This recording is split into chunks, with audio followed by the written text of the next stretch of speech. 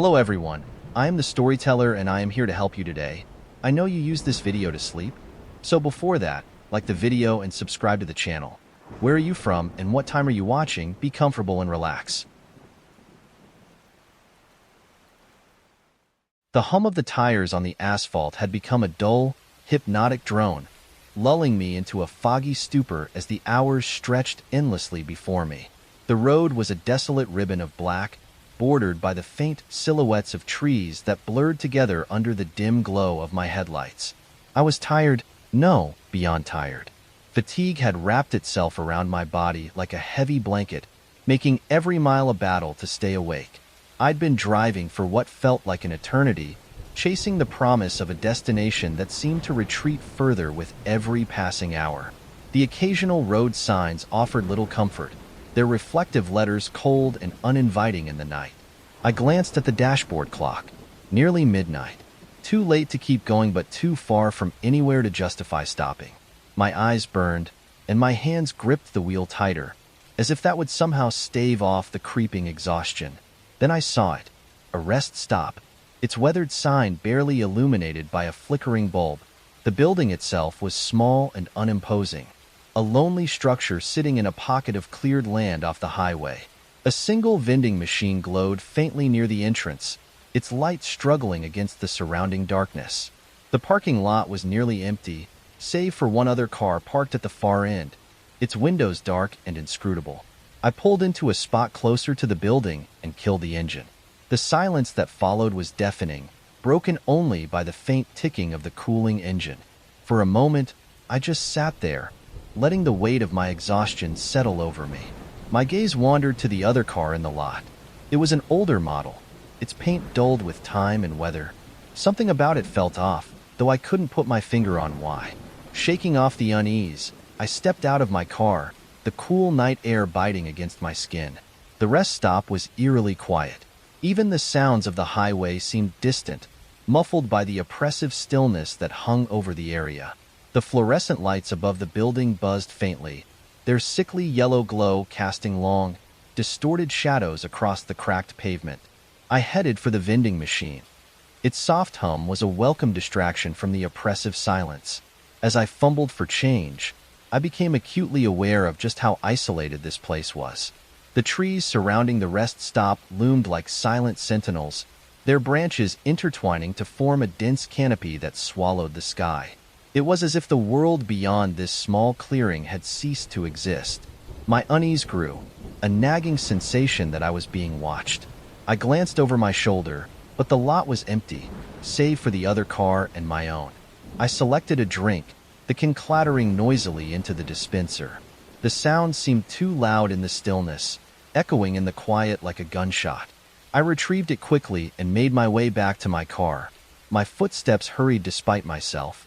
The shadows seemed deeper now, the silence heavier, as if the rest stop was holding its breath. Once inside my car, I locked the doors and leaned back against the seat, cracking open the drink and taking a long sip. The carbonation stung my throat, a welcome sensation that grounded me, if only for a moment. My eyes drifted back to the other car. It hadn't moved, but something about it seemed different. The angle of its front wheels, perhaps? Or the way the shadows played across its surface. I couldn't be sure, but the unease that had been simmering beneath the surface flared into something sharper. "You're just tired," I muttered to myself, trying to brush off the gnawing sensation that something wasn't right. I needed sleep, but the thought of closing my eyes here, in this lonely, isolated place, sent a shiver down my spine. I turned the key in the ignition, the engine sputtering to life with a reluctant growl. The headlights illuminated the rest stop, bathing it in stark, unforgiving light. The vending machine, the cracked pavement, the weathered building, all looked perfectly mundane. And yet, the feeling of wrongness persisted. As I shifted into reverse, my gaze flicked back to the other car. My breath caught in my throat. A figure sat in the driver's seat, barely visible in the dim light. I hadn't seen anyone get in. I hadn't heard a door open or close. They were just there, motionless and shadowed, their features obscured. My pulse quickened, and my hands gripped the steering wheel tighter. The figure didn't move. They didn't even seem to notice me, but I noticed them, and the weight of their presence was like a leaden stone in my chest. I put the car into drive and pulled out of the lot, my tires crunching over the gravel. My eyes flicked to the rearview mirror as I merged back onto the highway. The rest stop receded into the distance, its lights shrinking until they were swallowed by the darkness. And yet, the unease lingered, clinging to me like a second skin. The image of the figure in the car burned itself into my mind, an indelible mark that I couldn't shake. The road stretched endlessly before me, but no matter how far I drove, I couldn't escape the feeling that I had left something behind, or worse, that something had followed me. I tried to focus on the road ahead, but my thoughts kept straying to the rest stop. The image of the figure in the car played on a loop in my mind, each iteration adding new details that I hadn't noticed before. Had they turned their heads slightly when I'd driven off? Were their eyes following me? Or was it just my imagination? My heart raced at the thought, the solitude of the highway amplifying my paranoia. Then I saw it. At the far edge of the road, near the next exit, a van sat idling, its engine a low rumble that reached my ears even through the closed windows. The vehicle's body was dark, its paint scuffed and faded, and the windows were tinted so heavily that they appeared black. The headlights cut through the darkness like twin beacons, harsh and glaring against the night. I slowed instinctively, my eyes darting to the van as I passed. The driver's seat was occupied, but I couldn't make out the figure's features. Their face was obscured by shadows, a dark void where their expression should have been. They didn't move. They didn't even turn their heads to acknowledge me, yet I felt their gaze like a physical weight. My hands tightened on the wheel as I accelerated, desperate to put distance between myself and the van. The road curved sharply, and for a moment, I lost sight of the vehicle. Relief flooded me, but it was short-lived. As I rounded the bend, the van reappeared in my rearview mirror, its headlights unwavering. My stomach twisted into knots. It hadn't been moving when I passed it, and yet here it was, trailing me at a distance that felt both too close and impossibly far. The low hum of its engine seemed to grow louder, a sinister undertone to the monotony of the highway. I pressed my foot harder on the gas, the speedometer climbing steadily. The van matched my pace effortlessly, its headlights glaring relentlessly in the mirror. My breath came in shallow bursts, fear coiling tighter with every passing second. It wasn't just following me. It was pursuing me, and the realization sent a jolt of panic through my system. The vast emptiness of the highway offered no refuge, no escape. The van stayed with me, its presence an ominous shadow that refused to be shaken. And though I couldn't see the driver's face, I could feel their intent as clearly as if they'd spoken it aloud. They weren't going to let me go. Finally, I spotted another rest stop sign ahead. My hands trembled as I pulled off the highway, the van still following close behind. The parking lot was empty save for a single dim light near the building. I parked my car hastily, my eyes darting to the rearview mirror. The van slowed, idling at the entrance of the lot, its headlights casting long shadows across the cracked pavement. I got out of the car, my legs shaky beneath me, and walked toward the building, pretending not to notice the van. The oppressive weight of the driver's stare burned into my back with every step. I turned slightly, unable to resist, and locked eyes with the driver. Their gaze was intense, unblinking, and filled with an emotion I couldn't place. It wasn't curiosity or anger. It was invasive, as if they were peeling back layers of my thoughts with their stare alone. My breath hitched, and I froze, the world narrowing to the chilling connection between our eyes. The driver's face remained obscured by shadows, but the weight of their stare was enough to send every nerve in my body screaming in alarm. I turned quickly and walked faster toward the building, my heart pounding so loudly it drowned out every other sound. Whatever this was, it wasn't just paranoia, it was danger. I reached the building's entrance and hesitated, my hand hovering over the handle. My instinct screamed at me to turn around, to leave, but the thought of returning to my car, with that van still there, was somehow worse. I pushed the door open and slipped inside, my breath coming in short, panicked gasps. The fluorescent lights buzzed overhead, their harsh glare doing little to dispel the oppressive atmosphere that clung to me like a second skin. I glanced through the window, my eyes immediately drawn to the van. The engine revved softly, a low, guttural sound that seemed almost deliberate. It wasn't loud enough to be aggressive, but it carried an unmistakable message. I'm still here. My pulse quickened, the sound reverberating in my chest like a warning. The driver hadn't moved, their silhouette still obscured by shadows. But the van itself felt alive, its vibrations humming with an ominous energy. The revving stopped abruptly, leaving an eerie silence in its wake. I backed away from the window, my mind racing with thoughts of what to do next. The air felt heavy, charged with a tension that refused to dissipate. Every instinct screamed at me to leave, to put as much distance as possible between myself and that van. But where could I go? The highway stretched on endlessly, and the thought of being followed again, or worse, was paralyzing. I took a shaky breath, steeling myself. Whatever was happening, I couldn't stay here. I turned toward the door, my legs trembling as I prepared to face the unknown. I bolted from the building and hurried toward my car, my heart hammering in my chest. The night air felt heavier now, thick with dread, as if the darkness itself was conspiring to slow my escape. The van remained idling at the lot's entrance, its headlights cutting through the gloom like accusing eyes. I kept my focus on my car, fumbling for my keys as I drew closer. Once inside, I locked the doors and jammed the key into the ignition. The engine roared to life, a sound so loud it startled me, breaking through the suffocating silence. My hands trembled as I gripped the wheel, glancing once at the van before throwing the car into gear. Its engine revved softly again, almost mockingly, as if daring me to act. I didn't look back. My tires screeched as I tore out of the parking lot, gravel spraying behind me. The road ahead was dark and endless, but it was away from the suffocating presence of that van and its silent, unblinking driver. The fear lingered, clinging to me as tightly as the darkness around the highway, and I couldn't shake the feeling that no matter how far or fast I drove, I hadn't truly escaped. Hours later, the highway stretched endlessly before me, but the memories of the encounter refused to fade. The driver's heavy, invasive stare haunted my thoughts, replaying over and over in my mind like a looping nightmare. Even the hum of my car's engine couldn't drown out the sound of that van's revving or the way its headlights had glared like eyes in the dark.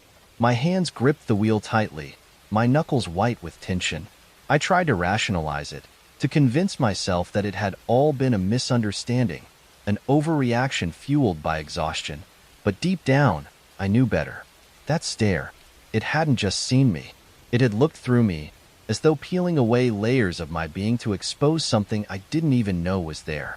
The road was empty, yet I couldn't shake the feeling that I wasn't alone. Every shadow seemed to stretch longer. Every flicker of light in the distance felt like the glint of headlights. I glanced at my rearview mirror compulsively, half expecting to see the van reappear, its ominous presence chasing me into the depths of the night. Sleep would not come easily after this, I knew.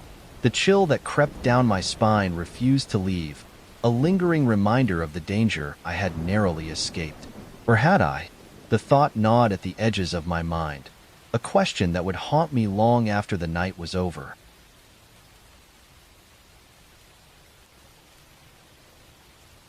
The protagonist was returning home after a long day, their shoulders heavy with exhaustion as they stepped into the dimly lit hallway of their apartment building. The familiar scent of floor cleaner and old carpeting filled the air, an unremarkable detail they had long stopped noticing. Tonight, however, everything seemed sharper. The way the faint hum of the fluorescent lights echoed in the silence, the creak of the wooden floorboards beneath their weight, and the low murmur of a television leaking from behind a distant door. It was routine, yet oddly amplified by the heavy fatigue that draped over them like a suffocating blanket. They stood in front of the elevator, staring blankly at the worn metal doors as the small circular indicator above ticked slowly downward. The display flickered slightly, as it always did, with a faint buzz that seemed louder than usual. The protagonist leaned against the cool wall, rubbing their temple and letting out a long breath. The day had been endless, a blur of tasks, meetings, and deadlines that left their minds frayed and their bodies aching for rest. It was the kind of tiredness that made them acutely aware of how vulnerable they felt. The silence of the hallway pressed in on them, amplifying every faint noise: the rustle of their coat, the shift of their shoes on the worn carpet, and the distant hum of the building's heating system. Their eyes flicked toward the dim light fixture above, which cast weak shadows against the pale green walls. The air felt stagnant, carrying with it an unshakable stillness that made them uncomfortable for reasons they couldn't quite place. As they reached out to press the elevator button, the sound of approaching footsteps caused them to pause. They turned their heads sharply, their heart leaping in their chest. A man stood at the end of the hallway, partially obscured by shadows where the light failed to reach. His posture was relaxed, almost casual, but there was something unsettling about his stillness. He wasn't moving closer, just standing there as though he had always been part of the dim corridor.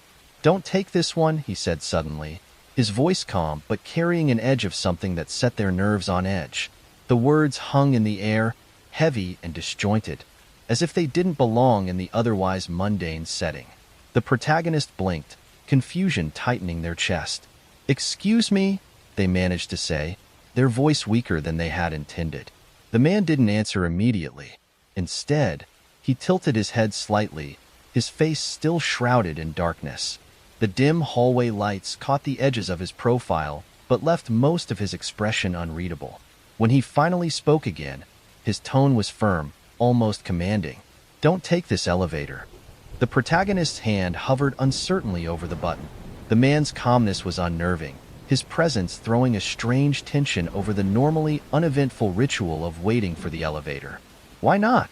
they asked, trying to keep their voice steady. The man's head straightened, his features still obscured. He didn't answer the question, simply repeated, "Take the stairs." Then, without another word, he turned and walked away, disappearing into the shadows of the far end of the hallway. The protagonists stood frozen, their mind-minding thin to process the interaction.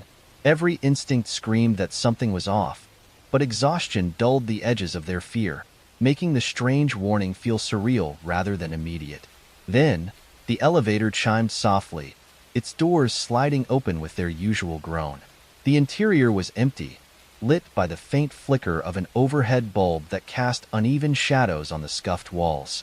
The sound of the elevator settling into place seemed louder than it should have. The mechanical were echoing faintly down the hallway. The protagonist's gaze shifted between the open doors and the darkened hallway where the man had disappeared. They hesitated, a cold knot forming in their stomach.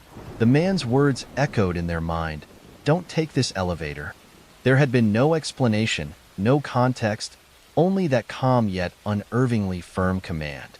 The hallway, which had once been a source of familiarity, now felt foreign and oppressive. The protagonist could still feel the man's presence, even though he was no longer there, as if his warning had left an indelible mark on the air around them. They stepped closer to the elevator, their feet dragging slightly as they approached the threshold. Their reflection stared back at them from the mirrored interior panel, distorted by the smudges and streaks that marred the surface. The space was unremarkable, the same as it had always been, and yet it felt wrong. A wrongness that was intangible but undeniable. The elevator's doors remained open, as if waiting patiently for their decision. A faint, almost imperceptible vibration hummed through the floor beneath their feet, a reminder of the machinery hidden behind the walls. The man's voice echoed again in their mind, more insistent this time. "Take the stairs." Their hand twitched toward the button panel inside, but they froze before making contact. The tension in the hallway was suffocating, the silence stretching taut like a wire ready to snap. Somewhere deep within, an instinctual warning flared, urging them to retreat, to heed the stranger's words. And yet, another part of them pushed back, insisting that it was all in their head, a trick of exhaustion and overactive imagination. From the corner of their eye, they thought they saw a shadow shift near the far end of the hallway, where the man had disappeared. Their heads snapped toward the movement, but the space was empty, the shadows unchanged. The knot in their stomach tightened as the faint flicker of the elevator's overhead light caught their attention once more. The protagonist hovered at the threshold, caught between the strange warning and the mundane promise of routine. The elevator's soft hum seemed to grow louder, a subtle but insistent reminder that time was slipping away, and with it, their chance to decide. And then they stepped back. The motion was small but deliberate, a quiet surrender to the unease that had been building within them. Their hearts pounded as they watched the elevator doors close, the hum of its motor fading as it descended out of sight. Relief and confusion battled for dominance in their chests as they turned toward the stairwell, their better judgment finally winning over their fatigue and curiosity. Even as they opened the stairwell door, the sense of dread lingered, a shadow that refused to dissipate. The man's warning echoed in their mind, and for the first time that evening, they allowed themselves to wonder. What might have happened if they had ignored it? Before stepping into the stairwell, they glanced back toward the hallway. A thought gnawed at the edges of their minds, to find the man and demand an explanation. But when they turned, the hallway was empty. The spot where the man had stood was now just an expanse of shadow and flickering light. There was no sign of him, no sound of retreating footsteps, nothing to indicate that he had ever been there. Their breath hitched, a cold chill washing over them as the silence pressed in. The absence of the man felt even more unsettling than his presence had. It was as if the hallway itself had swallowed him whole, leaving behind only the faint echoes of his warning. They stared at the empty space for a moment longer, their chests tight with unanswered questions, before finally turning back to the staircase. The door creaked shut behind them, the sound reverberating in the stillness like a final punctuation marked to the mystery. In the days and weeks that followed, the memory of the encounter refused to fade. The man's warning, his strange and commanding tone, replayed endlessly in their minds, filling the quiet moments of their routine with an uneasy tension. They avoided the elevator entirely, choosing instead to take the stairs, no matter how weary they were or how inconvenient it became. Each time they passed the elevator doors, a shiver ran down their spine, the soft hum of the machinery within serving as a reminder of what they had left behind that night. The question of what might have happened lingered, unanswered and unanswerable, yet potent enough to keep their curiosity at bay. It wasn't fear, exactly, but a deep, unshakable sense of caution. The man's disappearance haunted them as much as his warning had. The hallway, once a place of routine and familiarity, now held an edge of the unknown, a subtle reminder that some mysteries are best left unsolved.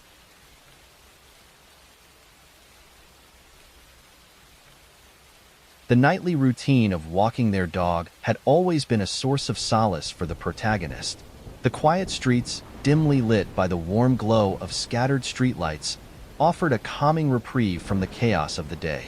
Their dog trotted happily beside them, tail wagging, the leash slack as they wandered through the familiar neighborhood.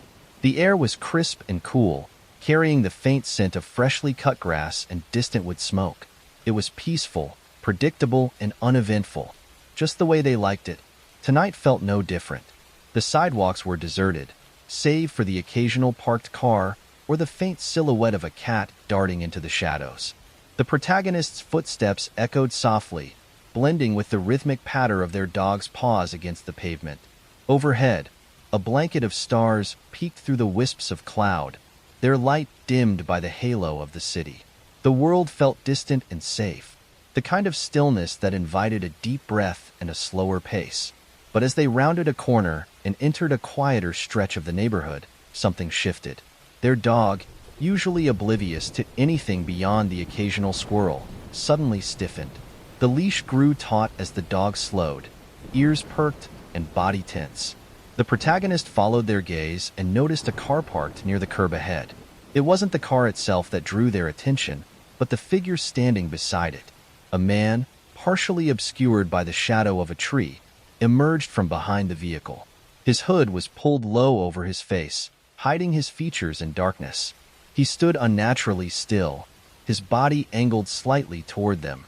The protagonist's chest tightened as their eyes locked on the figure. He didn't move or speak, but his presence was palpable, a heavy weight pressing against the tranquil night. The man's stillness was unnerving. Even as the protagonist tried to brush off their unease, their dog's soft growl cut through the silence, a low and cautious sound that made the hairs on the back of their neck stand on end. They tightened their grip on the leash, pulling the dog closer as they quickened their pace. The street felt emptier now, the shadows deeper and more imposing. Glancing back, they saw the man shift.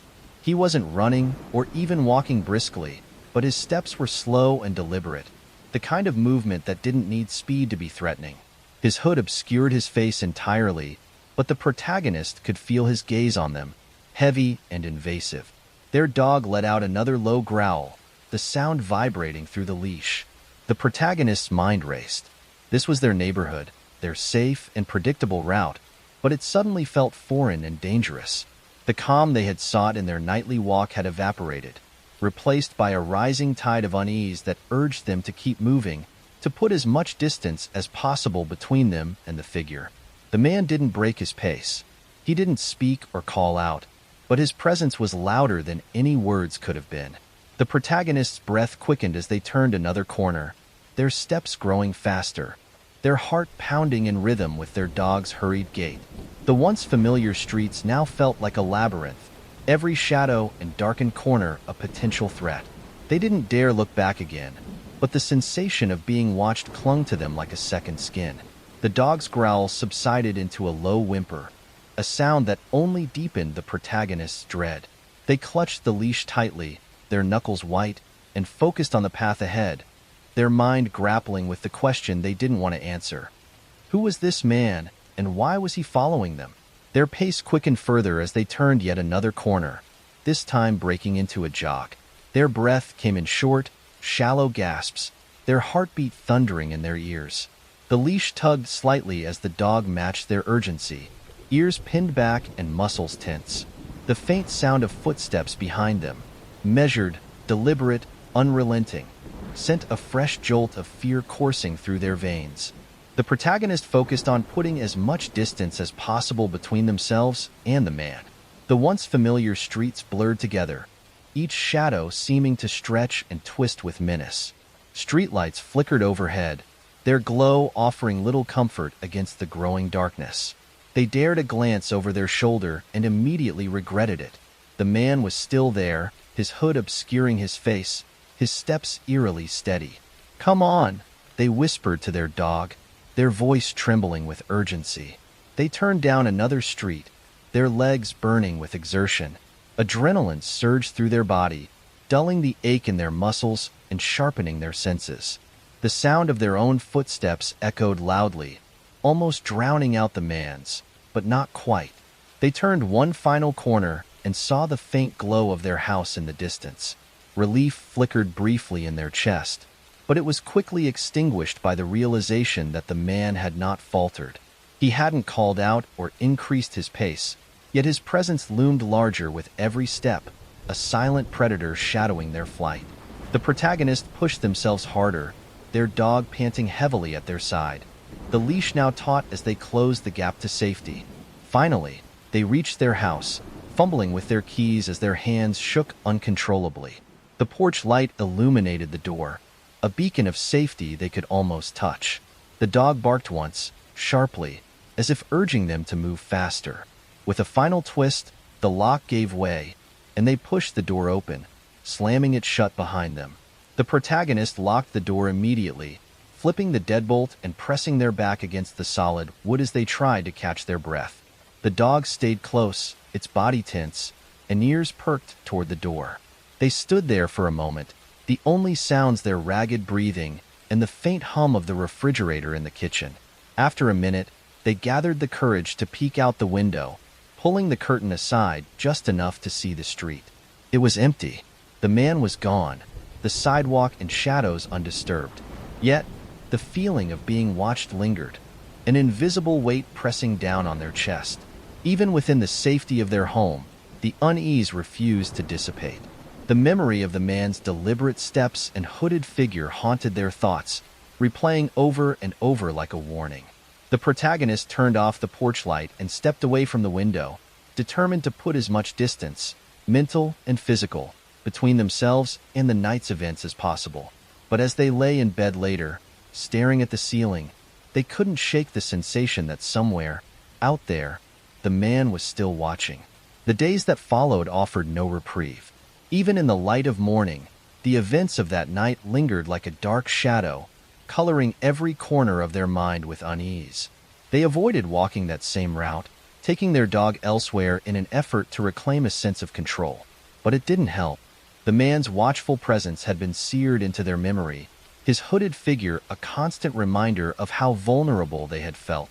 At night, every creak of the house and sway of the trees outside the window brought back the chilling feeling of being followed. They would catch themselves peeking out the curtains, searching the empty street for signs of movement, for a hooded silhouette that wasn't there. Their dog seemed to share their unease, barking at nothing and pacing restlessly through the house. The atmosphere of their home, once a sanctuary, now felt permeated by the fear of what might still be out there. The protagonist couldn't explain why the encounter had left such a lasting mark. Nothing had happened.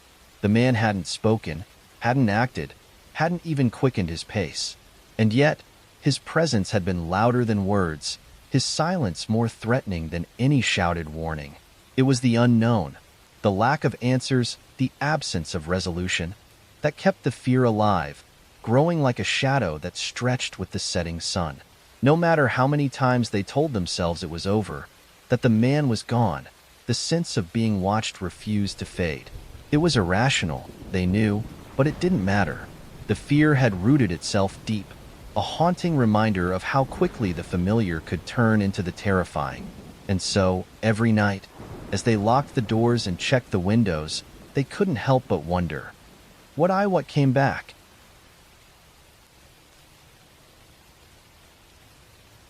It was nearing 2 a.m. when David glanced at the dashboard of his old sedan, the numbers glowing faintly in the dark. The road stretched before him like a dark, empty vein, illuminated only by the headlights of his car, slicing through the night. The soft hum of the engine was the only sound, and the rhythmic thrum of tires against the asphalt seemed to echo in his mind. Everything around him was still, eerily still. There were no other cars, no streetlights to break the monotony of the black landscape. It was as if the world had vanished, leaving him alone in the vastness of the night. He had never liked late-night drives. The emptiness of the world, the absence of life, left him with a creeping sense of unease. But tonight, it was even worse. The weight of the silence was suffocating, pressing down on him from all sides. He could feel the isolation in his bones, like the darkness itself was closing in around him. It wasn't the first time he had driven through this stretch of road, but tonight felt different. The air seemed thicker, heavier, and the familiar scenery that usually gave him a sense of comfort felt oppressive. David shook his head, trying to clear the unease that gnawed at the edges of his thoughts. He had just finished a long day at work and was looking forward to getting home, collapsing into bed and forgetting about the stress of the day. But no matter how hard he tried to focus on the road, something in the back of his mind tugged at him. A faint whisper of worry, a flicker of doubt. Was it just his imagination running wild? Or was there something else out there in the dark? His eyes darted to the rearview mirror, just a quick glance, as though he could sense something behind him, lurking in the shadows. Of course, the mirror revealed nothing, just the empty stretch of road he had already passed. He let out a breath, half laughing at himself. There was nothing to be afraid of. It was just a dark, quiet road, nothing more. But then, the feeling came again, stronger this time. A sensation that he wasn't as alone as he thought. He glanced at the rearview mirror once more, this time with a hint of dread. There was a flicker of movement. Something, or someone, was there. David's heart skipped a beat. He squinted, trying to make out any details. But the mirror only reflected darkness. He turned his eyes back to the road ahead, forcing himself to focus, to ignore the feeling creeping up his spine. He was just tired, that was all. The day had been long, and his mind was playing tricks on him. The next few minutes passed in an uneasy silence. David's hands gripped the steering wheel tightly, his knuckles white, as he drove on through the darkened stretch of road. The feeling of being watched refused to leave him, but each time he glanced in the rearview mirror, there was nothing. Only the black void behind him. Then, just as he was beginning to convince himself that it was nothing more than his imagination, he saw it. A pair of headlights. At first, they were faint, just a soft glow in the distance. But they grew brighter, rapidly, as if something or someone was closing in on him. David's pulse quickened. There was no other car on the road. He was certain of it. And yet, these headlights were approaching fast, faster than any car should be able to travel on this stretch of road. His breath caught in his throat as he tried to push the accelerator harder to increase his speed, but the car behind him seemed to match his pace effortlessly. The headlights were no longer a distant glow. They were right behind him, pressing into the darkness like an unseen force. The hair on the back of David's neck stood up, and he gripped the steering wheel so tightly that his fingers ached. His eyes flicked to the rearview mirror again, but this time, he couldn't see anything. The headlights had vanished. For a moment, he wondered if he had imagined it all. But the fear was still there, crawling beneath his skin. Something wasn't right. The road ahead seemed to stretch on forever. Each turn, each bend, felt longer and more isolated than the last. The more David drove, the more the sense of unease deepened, suffocating him, pulling at his mind. He tried to shake the feeling, tried to convince himself that it was nothing, that he was just tired, that there was no reason to feel this way. But the silence, the darkness, the sense of being watched, it was all too much. His eyes darted to the rearview mirror again, and this time, he wasn't alone. There, just on the edge of the mirror's reflection, was the silhouette of a figure, the shape of a man. David's blood ran cold. David's pulse surged as his eyes locked onto the figure in the rearview mirror. His heart thudded in his chest, and for a moment, time seemed to freeze. The figure in the darkened reflection appeared blurred, indistinct, like a shadow taking shape, a vague, humanoid form. The car's headlights, which had been a distant glow only moments ago, were now a glaring presence behind him, drawing closer with alarming speed. His hands tightened on the wheel, knuckles aching, as the car seemed to get closer and closer. But something was off. The headlights weren't steady. They blinked, flickered, flashing intermittently, as if someone inside the car was trying to communicate with him. The pulses of light were quick, rapid, erratic. At first, David thought maybe the driver was trying to signal him to pull over, or perhaps they had an emergency, some kind of distress. The flashes were too deliberate, too purposeful, to be random. But why now? David glanced nervously at the rearview mirror once more, his stomach churning with anxiety. The figure was gone, but the flashing headlights remained, flashing in a quick succession, one after another. Short bursts of light, blinding in their intensity. It felt like they were trying to get his attention. His mind raced with possible explanations. Maybe the driver needed help, a flat tire, or maybe something was wrong with their car. David wasn't the type to ignore someone in need. Despite the dread rising within him, he slowed down, just a little, to allow the car behind him to close the gap. Maybe they need something, David muttered to himself. His voice felt hollow in the silent cabin of the car. The thought of helping someone, of offering assistance, gave him a fleeting sense of relief, a temporary distraction from the rising sense of dread. He had been driving alone for far too long in the isolation of the night, and the idea of human contact, even if just for a few minutes, felt oddly comforting. Maybe this strange encounter would break the eerie silence that had been suffocating him. As his foot lifted from the gas pedal, the car behind him seemed to gain on him rapidly. The headlights were now so close that they were almost blinding, casting a stark, white glow across the road in front of him, making everything else seem secondary. David squinted, trying to make out any details through the glaring light. The silhouette of the car remained vague in the mirror, but something was unsettling about its proximity. It felt as though the car wasn't just following him, it was tracking him. Was it just his imagination? Was it the exhaustion creeping in from hours of driving? Or was the driver simply impatient, trying to hurry him along, signaling him to go faster? The flashing headlights began again, but this time, the pattern was different. Instead of quick bursts, the flashes now were slower, more deliberate, like someone was signaling him to stop. A part of David's mind screamed that he should keep driving, that he should ignore the flashing lights, but curiosity gnawed at him. Maybe the driver was in trouble. Maybe they were signaling for help. David made the decision to pull over. He'd been on this road countless times before, and he knew there was a pull-off area a few miles up ahead. It was a wide stretch of gravel that could accommodate a couple of cars. He would stop there, see what the other driver wanted, and then continue on his way. The road felt almost too quiet, too empty, but the flashing headlights behind him almost seemed like a lifeline. Perhaps someone else, out here in the vast silence, could help him shake the strange feeling that had been gnawing at him since the beginning of the drive. As he approached the pull-off area, David's hands gripped the wheel tighter. He could feel the hairs on the back of his neck stand up, the heavy, oppressive air in the car tightening around him. He glanced at the rearview mirror once again, half expecting to see the headlights still flashing behind him, still pleading for him to stop. The car behind him seemed to hesitate for a moment, as if considering its next move. And then, without warning, the headlights went dark. David's breath hitched in his throat.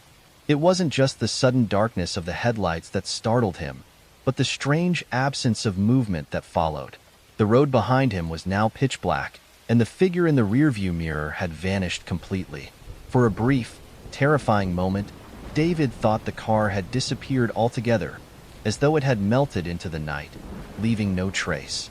But then, just as quickly as the headlights had gone out, a new pulse of light flickered on. And this time, the light wasn't coming from the back. David's heart raced as he jerked his gaze to the side mirror. In that instant, his stomach dropped, his breath catching in his throat.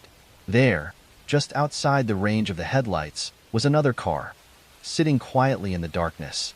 It hadn't been there before. There was no car beside him when he checked the side mirror a moment ago. He would have seen it. And yet, now, there it was, unmoving, still, as though it had always been there. He couldn't look away. The car's silhouette was only a faint shadow against the backdrop of the darkened road, but something about it felt wrong, unnatural. The flashes of light from the rearview mirror were gone now, but the figure by his side, silent and waiting, made his skin crawl. David's thoughts raced. He was no longer sure what was happening.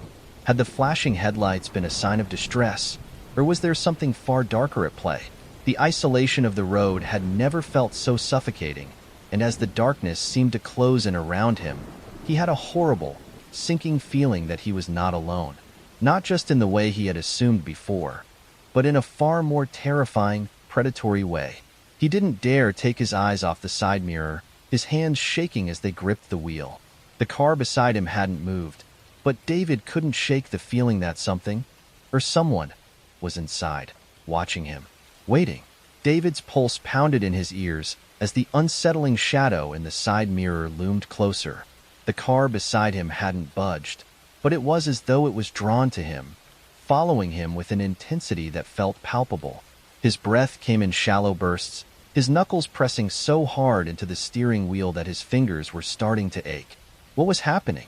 He had been driving on this stretch of road for hours, and nothing had felt like this. The quiet of the night, the eerie isolation, the strange flashing headlights. And now this, a car, an unfamiliar one, silently matching his pace. It hadn't been there moments ago, yet now it was right beside him, like a shadow that wouldn't leave. David's eyes flicked nervously to the rearview mirror. There was no sign of the other car anymore, the one with the flashing headlights. It was gone, vanished into the darkness. But the car beside him? It hadn't moved, not a single inch.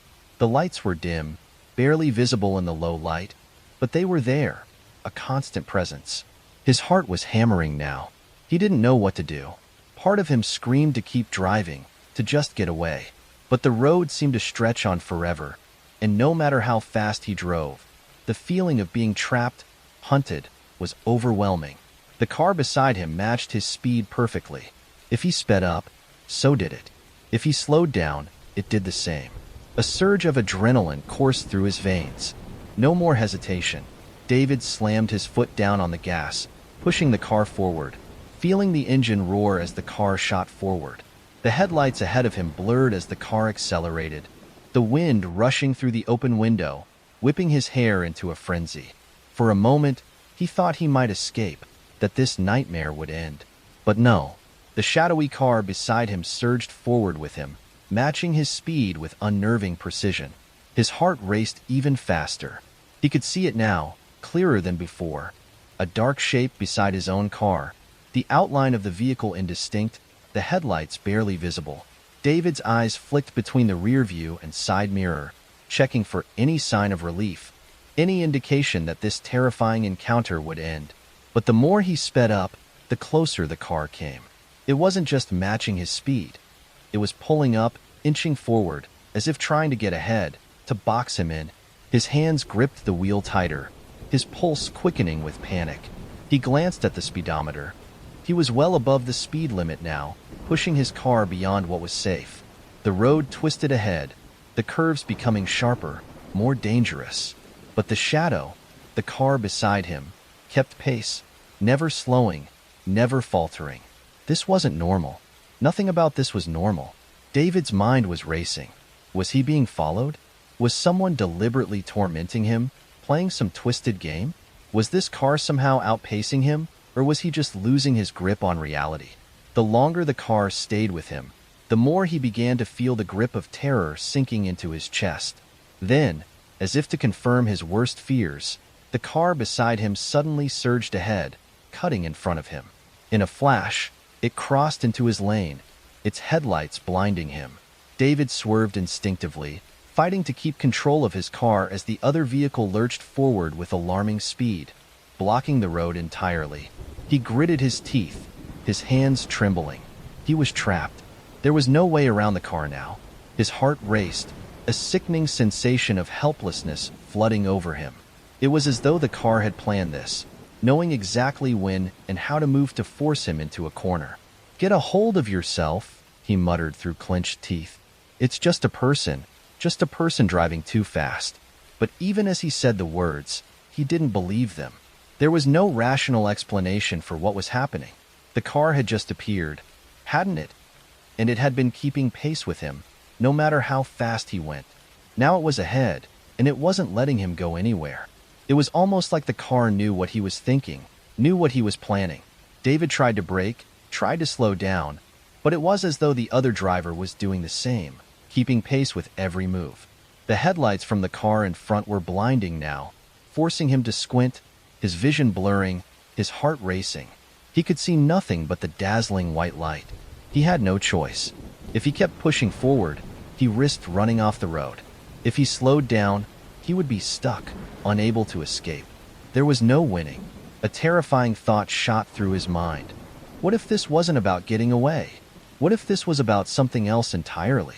His instinct screamed at him to turn the wheel, to take the next exit, to make some kind of escape. But every instinct he had told him that the car would be right behind him.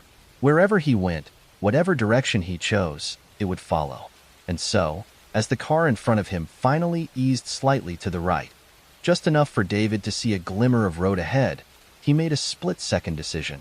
He gunned the engine, slamming his foot down on the gas with a wild, desperate urgency. For a moment, it felt like he was free. The road stretched out before him, open, empty, and his car surged ahead, the roar of the engine filling his ears. But even as he sped away, David knew, with a certainty that gripped him like a vice, that this wasn't over. The flashing lights hadn't stopped. The shadow in the side mirror was still there. It was still following. The roar of David's engine echoed through the empty road as he sped away from the eerie, relentless car that had been tailing him. His heart was racing, adrenaline still coursing through his veins, making his head spin. He was pushing his car as fast as it could go, desperate to break free from the unseen force that had shadowed him for what felt like hours. His eyes flicked constantly to the rearview mirror, watching for any sign of the car still following. The lights from behind had been blinding, a constant reminder that something, or someone, was out there, closing in on him. But now, with every turn and acceleration, the sense of being pursued began to fade, if only slightly. The road ahead remained empty, barren, the quiet of the night pressing in around him like a heavy fog. David's grip on the steering wheel tightened as he pushed through his growing unease. His thoughts raced, a mixture of fear and confusion swirling in his mind. What had that been? Had it all been a twisted trick of his mind, a product of exhaustion? No, he had felt it, the presence, the weight of being watched, followed. He couldn't ignore it. It had been real.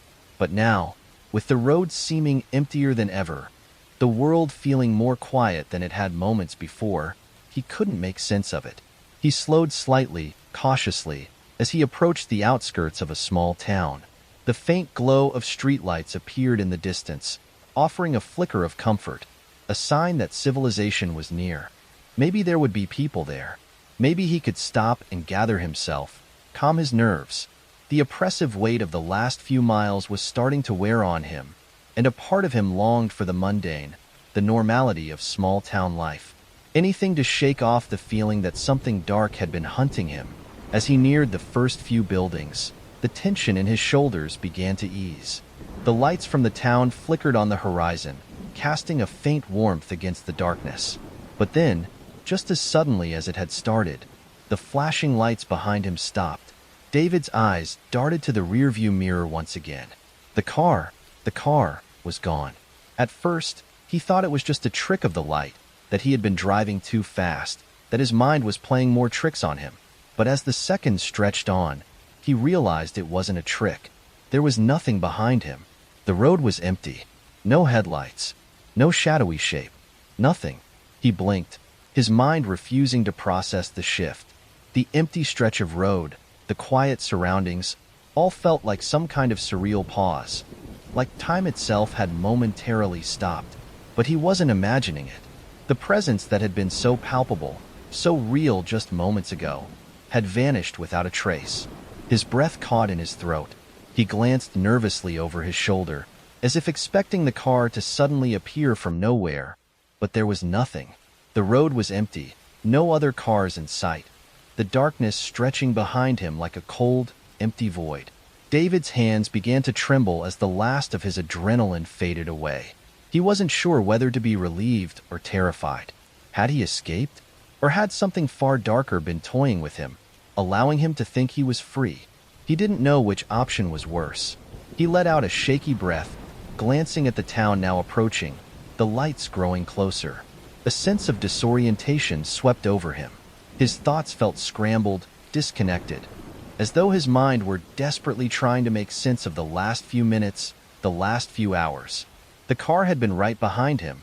There had been no mistaking it. And then, without warning, it was gone. The rational part of his brain told him that it was over, that he had outrun whatever had been following him.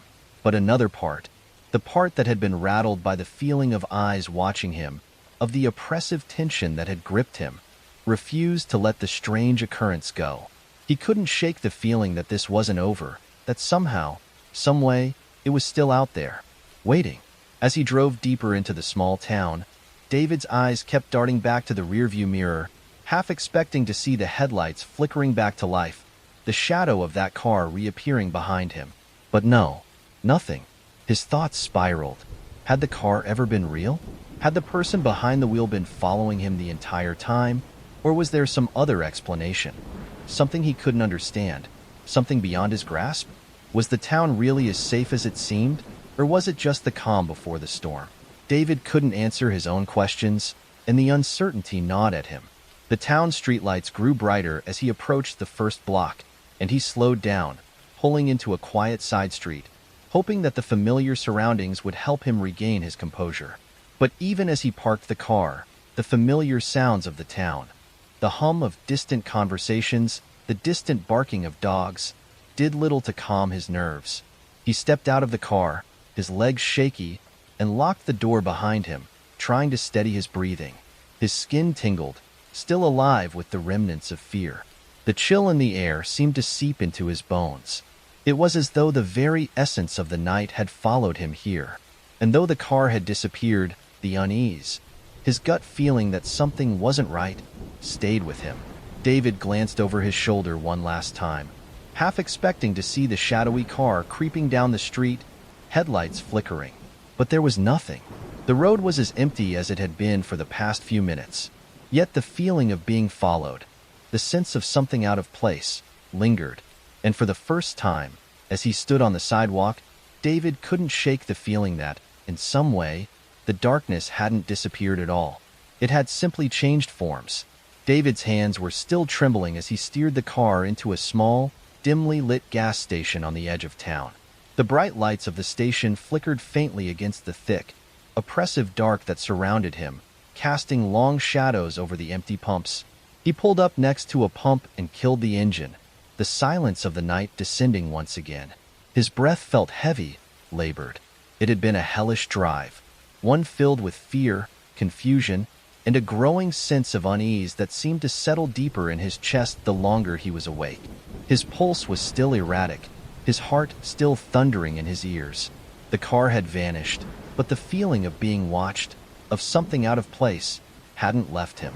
Every shadow, every flicker of movement in the corner of his eye, felt like a threat. David rubbed his face, trying to calm himself. It was just a trick of the mind, right? Maybe exhaustion had finally caught up with him, playing tricks on his senses. Maybe he'd imagined the whole thing. The flashing headlights, the car that followed him, the shadow that had appeared beside him on that lonely stretch of road. Maybe the fear was just his mind's way of reacting to the isolation, to the miles of empty road. But then why had the car disappeared so suddenly, without a trace? Why had it stopped following him?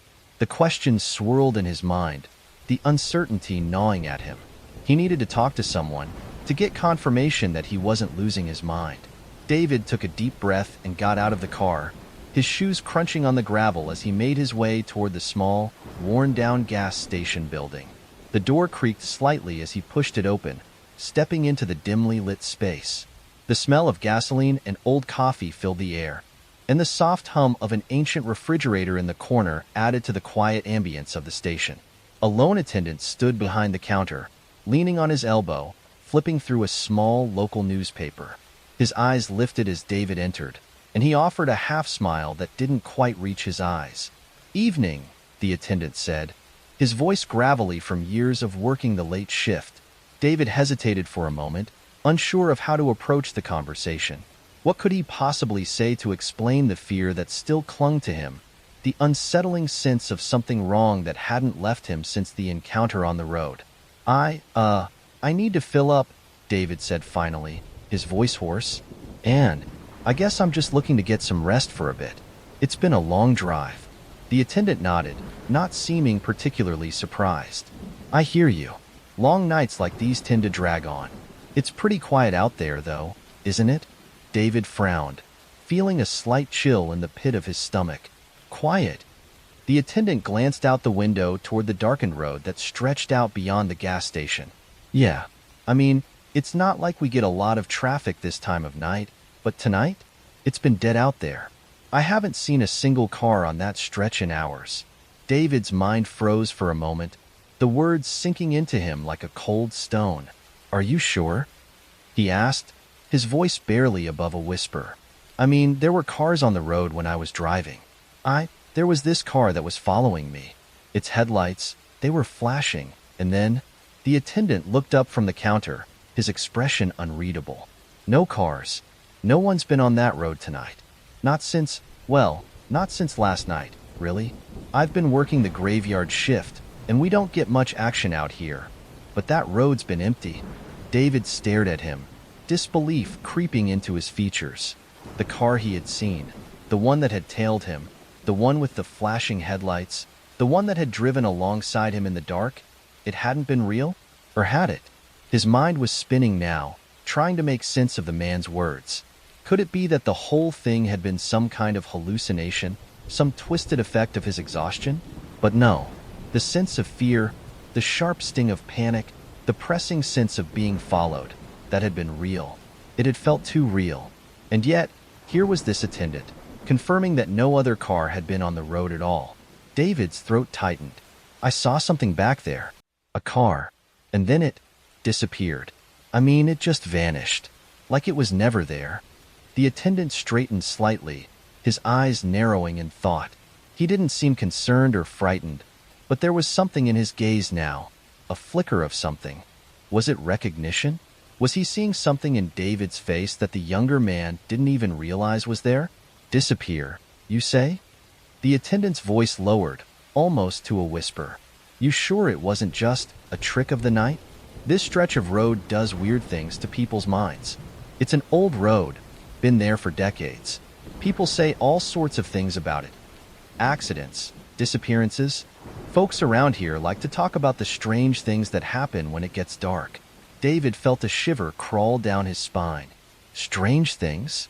The attendant shrugged, as if it were just another part of life in a small, forgotten town. Old road. Old stories. You start seeing things, hearing things, especially when you're out there alone for hours.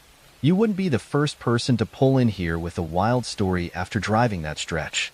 David's mind reeled. Wild stories. Disappearances. It sounded like something out of a ghost story. But this wasn't a story. This had been his reality. He had felt it, had experienced it. The car following him. The strange disappearance. The empty road. How could it all just be some kind of trick? He wasn't imagining it. What do you mean, disappearances? He asked, his voice barely steady. The attendant paused, giving David a long, weighted look. It's nothing, really. Just some local gossip. You should be careful, though. Late at night, people tend to get a little lost out there, especially on that stretch of road. They say the road's cursed, that it can make you see things, make you lose your way. I wouldn't be the first to pull in here rattled after driving it. David's stomach twisted as the words sank in, the weight of them pressing on him like a physical force. Cursed? The attendant's eyes narrowed slightly. You didn't hear it from me, he muttered, almost apologetically. But yeah, that stretch of road. It's not for everyone. Some people say the road takes you in, and once you're in, it's hard to get out. David's mouth went dry. He felt a cold chill crawl up his spine. He had to get out of here. He had to get back on the road. There was something wrong, something he didn't understand. But he felt the growing sense that whatever it wasn't just his imagination. The attendant gave him a knowing, almost resigned look before turning back to his newspaper. David turned to leave, his mind in turmoil, but as he reached the door, the last words the attendant spoke echoed in his mind. You won't be the last to feel it, son. You'll see. The door closed behind David with a faint squeak. David sat in his car, the engine silent, the world outside pressing in around him. The night was still, but it felt suffocating, as though the darkness had weight, as though it could reach into the car and smother him. His hands were still trembling, and despite the cool air, a thin layer of sweat clung to his skin. He had driven countless miles to reach this town, but it felt like he had journeyed much farther, deeper into something far darker than he could explain. He couldn't shake the images of the night, of the car following him, of the flashing headlights that had driven him to the brink of madness. He glanced out the windshield at the faint glow of the town's streetlights, but the comfort they had offered earlier now felt hollow, distant. The attendant's words echoed in his mind, replaying over and over again. Cursed road. Strange things. You won't be the last to feel it. The chill of those words gnawed at him. What had he really encountered that night? The rational part of him wanted to believe it was just exhaustion, that it was a trick of the mind. The solitary road, the long hours of driving. Perhaps it had all conspired to warp his perception, to twist reality into something unrecognizable.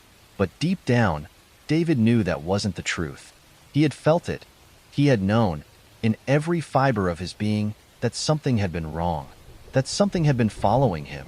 He glanced at the rearview mirror again, half expecting to see the flashing headlights, but the reflection only showed the empty streets behind him. No cars, nothing, but it didn't matter. The image of that shadowy car, the shape that had never fully materialized, the eerie way it had disappeared, it was burned into his memory. He could still feel it, like a weight pressing on his chest. What was it? Who, or what, had been following him? The questions rattled around in his mind, unanswered, unrelenting. He thought of the attendant's strange, cryptic words. The road had been empty, he'd been told. But how could that be? He had seen the car, had felt the fear, the sense of being stalked. Had it been some twisted trick, a hallucination brought on by exhaustion and isolation? Or had it been something else entirely? Something that shouldn't exist? David shook his head, trying to push the thoughts away. But they wouldn't go. The more he thought about it, the less sure he was of anything. The road had been empty, the attendant had said, and yet there was the feeling, the presence, that had lingered, pressing against him. It wasn't a trick of the mind. It had felt real. And if it was real, then the possibility that something inexplicable, something supernatural, had been trailing him was a fear too heavy to bear. What if the stories were true? What if there was something about that stretch of road that defied logic? Something that drew in lost souls or created illusions to trap those who ventured too far? The more David tried to rationalize it, the more tangled the web of his thoughts became. The idea of the road being cursed, the idea that something supernatural had been following him, was almost too terrifying to confront, yet it lingered at the edge of his mind like a shadow, refusing to be ignored. He stared at the town in front of him, the soft glow of the streetlights flickering through his windshield. It should have felt like a relief, a safe haven from the dark road behind him, but it didn't. The fear that had gripped him earlier still lingered, faint but unshakable. He had driven into this town, but part of him felt like he was still on that road, still running from something he couldn't understand. The world outside was quiet, the streets empty, but inside his mind, the questions surged. Had it been the road itself? Had he crossed some kind of line, some invisible barrier that had summoned whatever had followed him? Or was it something far more sinister, something that had been watching him long before he'd noticed it? David took a slow, shaky breath. It wasn't just the experience that haunted him. It was the uncertainty, the not knowing, the feeling that there was something just beyond his grasp, something that had slipped through his fingers when he thought he had escaped it. He had been followed, yes, but by who? Or what? His thoughts turned to the gas station attendant's cryptic words again. The man hadn't seemed scared, not really, but there had been something in his tone, in the way he spoke of the road that David couldn't shake. You won't be the last to feel it. Had others felt the same way? Had they too been haunted by something they couldn't explain? The more David thought about it, the more he realized how little he actually knew. How many people had driven that road before him? How many had come through here, unsettled, rattled by the strange, inexplicable events they encountered on that cursed stretch? His gaze drifted to the horizon, to the road that lay beyond. It felt like a long time ago that he had been driving on it, yet it was still fresh in his mind. The memory of the car following him, the flashing lights, the eerie sensation of being watched. It would linger, haunting him, leaving an empty, gnawing feeling in his gut. A feeling that no matter how far he drove, how many miles he put between himself and the road, the questions would never be answered. Maybe that was the worst part of it all, the not knowing. David took one last look at the empty road ahead of him, then started the engine and drove off into the night. He didn't know where he was headed, but he knew one thing for sure. The memory of what happened on that road would never leave him. It would follow him, just like the car, just like the shadow, never fully disappearing. And maybe that was the cruelest trick of all.